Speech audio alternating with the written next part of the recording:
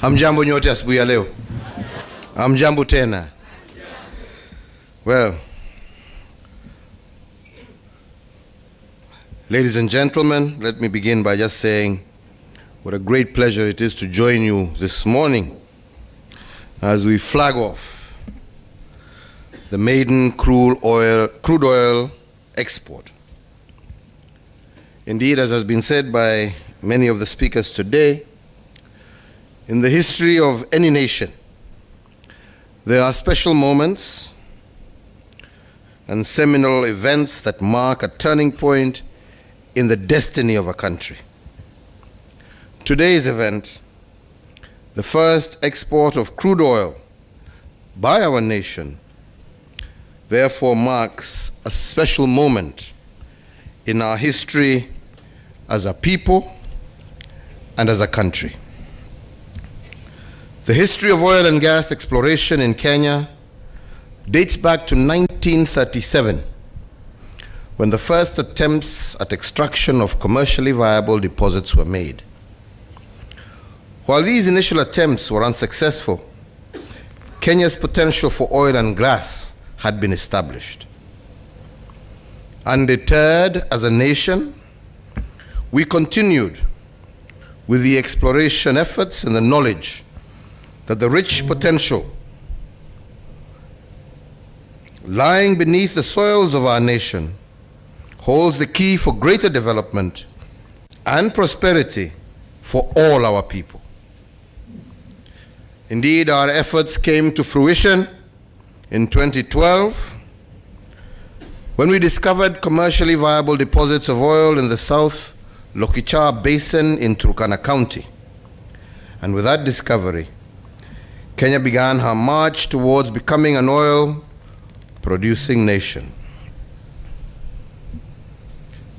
Najua nyinyi tumekazana, mkiniharibia mimi The flag-off and commencement of the early oil pilot scheme in June 2019 marked the beginning of what promises to be a long but fruitful journey towards full development of Kenya's oil and gas resources. It showed the global markets that Kenya possesses the know-how and infrastructure required to facilitate full field development, which will be marked by the production and pipeline transportation of first oil from Lokichar to our port of Lamu. This early oil pilot scheme has also brought with it prosperity for the people of Turkana, but also the wider republic, with very many local communities directly benefiting from employment opportunities in production and logistics, in addition to the provision of ancillary and support services. Indeed, as we proceed to the full field development, we will ensure that local communities are major beneficiaries of these resources. My administration has put in place measures that will ensure that the fruits of prosperity are shared with the devolved units in an equitable and sustainable manner. We have also committed, as a government, to upgrade the Leseru-Lokichar Road and the modification works at the Kenya Petroleum Refinery Limited to support this early oil pilot scheme. Indeed, ladies and gentlemen, I am proud to say Kenya's grand march to oil and gas production and export has now begun.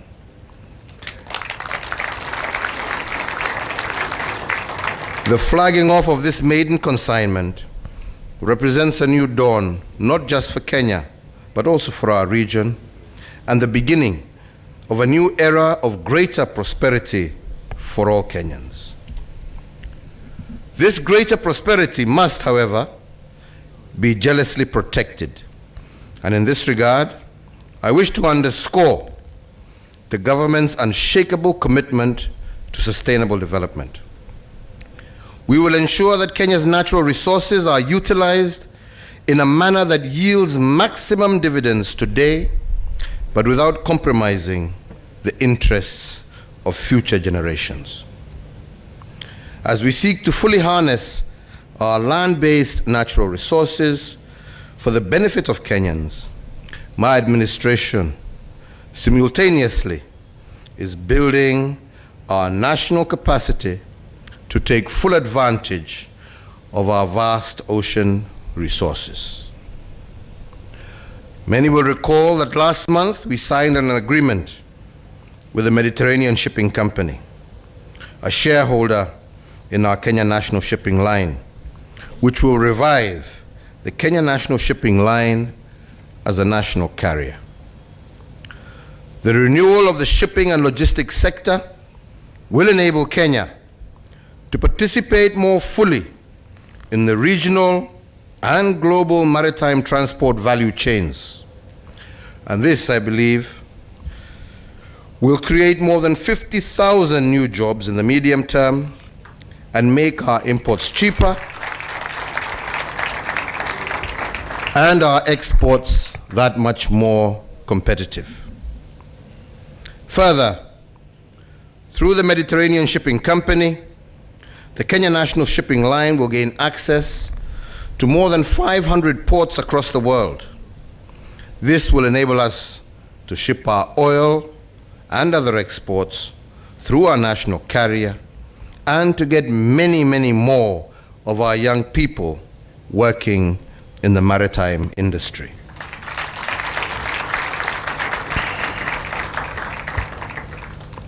So it is double pride today as we flag off 136 young, and I also understand old,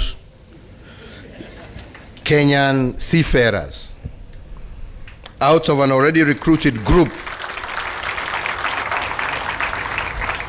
of 275. This cohort will serve in various fields, as we heard, from ship ratings, crew staff, cabin, secretaries, shop attendants, animators, etc. And remuneration for these seafarers is aligned to prevailing international salary scales, which, as you are aware, are quite competitive.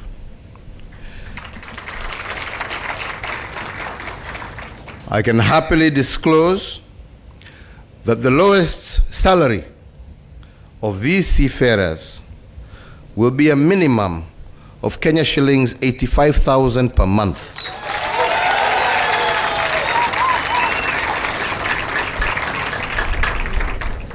In addition, each seafarer will receive one return ticket for annual leave, plus meals, accommodation, health insurance, as well as access to free world-class in-house training to enable them to progress in their careers.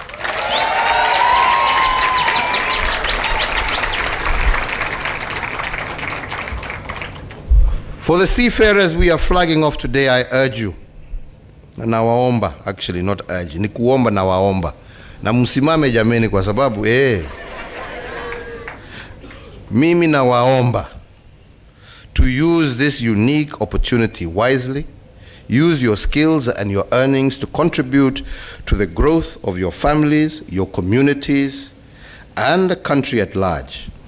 And I also urge you to emulate the seafarers who have been recruited before you, because their exemplary performance with the Mediterranean Shipping Company has steadily increased the hiring of young Kenyans to work in their ships. So I urge you, please serve with professionalism, dignity, integrity, and build Kenya's reputation in the sea so that many more of your brothers and sisters can also have the opportunity to serve like you have been given. Asanteni sana. Tuketi, shukran. Musituaibishe jameni. Mukituaibisha ni wenzenu ambao watakosa kazi. Nyinyi muwe vanguard ile itahakikisha ya kwamba wengine wengi watakuja kutafuta Wakenya kama nyinyi kuungana nanyi kwa hizo meli huko nje. Si ni kweli? Hii sio pesa kidogo jameni. Tukiwa na watu 50,000, 60,000, 100,000 wameandikwa kwa hii kazi, tayari nyinyi peke yenu mmebadilisha Kenya. Ai, jameni msituaibishe. Msituaibishe. Mweke jina ya nchi mbele, si ni hivyo? Na ndio wenzenu pia waweze kupata kazi kama nyinyi vile mmepata. Let me close my remarks by underscoring my administration's commitment to empower our youth.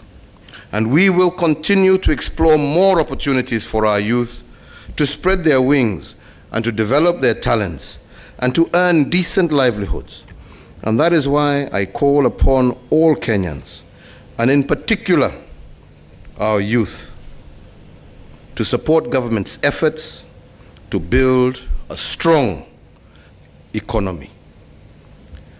The renewal of the Kenya National Shipping Line and other initiatives that we are undertaking will, in a big way, benefit not just our coastal economy, but also indeed contribute to the overall development of our country.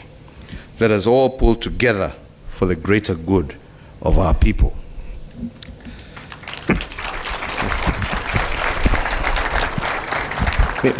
Mimi nataka kumalizia kusema mimi nashukuru viongozi wote, kwa sababu kazi hii haifanyiki kwa sababu ya mkono ya mtu mmoja. Ni vile tunashirikiana pamoja. Hiyo ndio inatuwezesha kupeleka taifa letu mbele. Tunaelewana? Na nimesikia magavana hapa, unajua lazima kila mtu ajitetee. Meanza na gavana ameomba mguu, gavana mwingine ameomba mbavu, mwingine ameomba maini, mwingine ameomba shingo. Sasa ni nafasi yangu. Si ni kweli? Hao wameombea watu yao kila moja. Mimi nasema kwa niaba ya Wakenya milioni 45, sijui tutakuwa ngapi tukimaliza kuhesabiwa, mimi naomba hii mbuzi mzima tuhakikishe imegawiwa kila moja wetu kwa njia ya haki. Na ndipo tumesema lazima tupambane na ufisadi, lazima tupambane na kutumia mambo ya kutumia rasilimali ya taifa kujijenga wewe binafsi. As I said the other day, rasilimali ya Kenya ni ya Wakenya. All we are as leaders is custodians. That is all. And we are custodians, and tomorrow there will be other custodians who will come. But your job is custodian. Sio kujenga kujijazia wewe. Na hiyo tutapambana naye wenzangu. Na tutahakikisha ya kwamba mali ya Wakenya ifikie Wakenya. Na tukifanya hivyo, nakwambia hii nchi ni tajiri. Hii nchi ni tajiri. Tutaweza tupambane na umaskini, tupambane tuhakikishe watoto wetu wamesoma, tujenge barabara na mambo mengine kama haya. Na ndipo mimi nasema tujitambue, sio kwa pahali ambapo tumetoka, lakini tujitambue sisi kama Wakenya ambao wanajivunia, wanafurahia taifa lao. Mimi twaelekea Japan. Na shughuli moja yangu kubwa tukirudi ni vile tumefanya hapa mafuta. Mafuta sio ya watu ya Turkana, ni ya Wakenya. Lakini tunataka kuhakikisha hata pahali ambapo imetoka watu huko wamefaidika. Tunaelewana? Bandari hii sio ya watu ya pwani, ni ya Wakenya. Lakini tunataka kuhakikisha ya kwamba watu wa pwani pia na wa Mombasa in particular wamefaidika. Na ndipo tuwasema shughuli moja kubwa ambaye twaenda majaliwa ya Mwenyezi Mungu tuweze kumaliza tukiwa Japan ni kwenda na kumaliza mambo ya kuanzisha Dongo Kundu hapa. Tukianzisha Dongo Kundu, my friend, kwa sababu, you know, the big problem we have as a people sometimes is mtu anaona kile kitu ambacho iko, unataka kunyemelea hiyo, na umesahau ya kwamba hii bandari, hata kama tumeipanua, hii bandari imekuwa hapa for almost 100 years plus. Si ni kweli? So our job, but the population has also increased to the capacity that we need more economic activities. We can't just say we're depending on the port. So we want to go and see how we are going to start Dongo Kundu. If we start Dongo Kundu, as the governor has said here, those are hundreds and thousands of more jobs that we can get. If we diversify, restart our shipping line, there will be many, many more thousands of young men like these ones we are proudly setting off today, and women who will also get jobs. So I really beseech our leaders, tafadhali, hakuna faida ya tubishane kila siku kwa magazeti ati nani atapata headline kubwa kushinda mwenzake. Sisi njooni tuketi tuongee. Kama kuna shida tusuluhishe pamoja. Yeah? Kama kuna maendeleo, kama wewe uko na idea ambaye yashinda yangu, your idea will take the day. All right? But there is no point in us mabishano. Tukibishana sasa, inasemekana ndovu wawili wakipigana nyasi ndio inaumia. Sisi tukipigana ni wananchi ambao wanaumia. Let us use our time to truly work and serve our nation. And that is why I want to thank all of those who have been involved in this process that we started almost 8 years ago. Because it is that collaboration between local leadership, local communities, county, national government, international investors that has made this day a possibility. Let us have many more such days that come from that kind of partnership. Let us be here one day celebrating Dongo Kundu, celebrating an export processing zone or free zones here that will employ thousands of Kenyans. Let us tuendelee, yeah? We celebrate another day tukiwa Naivasha, yeah? Starting off an inland port that will also create thousands of jobs for Kenyans. Let us celebrate tuende tufungue Kisumu na tufufue hiyo port na tuone thousands more jobs created in Kisumu as a result. Tuende tuanzishe factory zetu za kushona nguo, na ndio sehemu mbalimbali Kenya hii vijana waweze kupata makazi. That is what we should be celebrating.